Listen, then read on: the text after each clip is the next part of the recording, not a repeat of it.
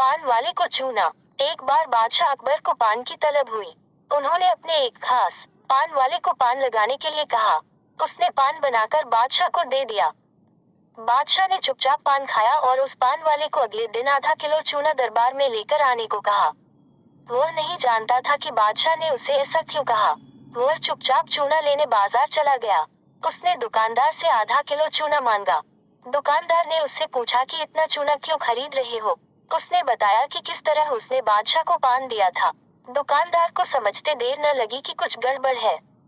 उसने पान वाले को समझाया कि दरबार में चूना लेकर जाने से पहले बहुत सारा घी पीकर जाना। उसने सलाह मानकर वैसा ही किया और दरबार में जाने से पहले खूब सारा घी पी लिया। दरबार में पहुंचने पर बादशाह ने उसे सारा चूना खाने को कहा। वह हैरान रह गया। उसे उम्मीद न थी कि बादशाह ने उसे चूना इसलिए मंगवाया था, लेकिन वह तो इसके लिए तैयार था, इसलिए उसने सारा चूना खा लिया। इसके बावजूद उसे कुछ नहीं हुआ तो बादशाह ने उससे कारण जानना चाहा। उसने अपनी और दुकानदार की बातचीत के बारे में बादशाह को बता दिया।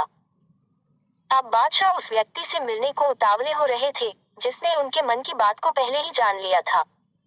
बादशाह ने हुक्म दिया कि उस दुकानदार को अगले दिन दरबार में हाजिर किया जाए। अगले दिन उस दुकानदार को दरबार में लाया गया। बादशाह ने उससे पूछा कि वो उनके मन की बात को कैसे समझ गया। तब दुकानदार ने कहा, हुजूर, जब यह आदमी मेरे पास चूना खरीदने आया था तो मैंने इससे पूछा कि इतने चूने का क्या करोगे। मुझे इसने बताया कि इसने आपको पान बनाकर खिलाया और फिर आपने उसे चूना लाने का हुक्म दिया।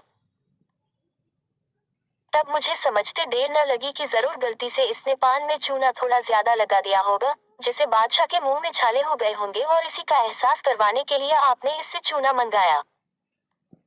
मैंने इसे सलाह दी कि दरबार में जाने से पहले घी पीकर जाना, जिससे अगर तुम्हें चूना खाना भी पड़े तो उसका असर कम हो जाएगा।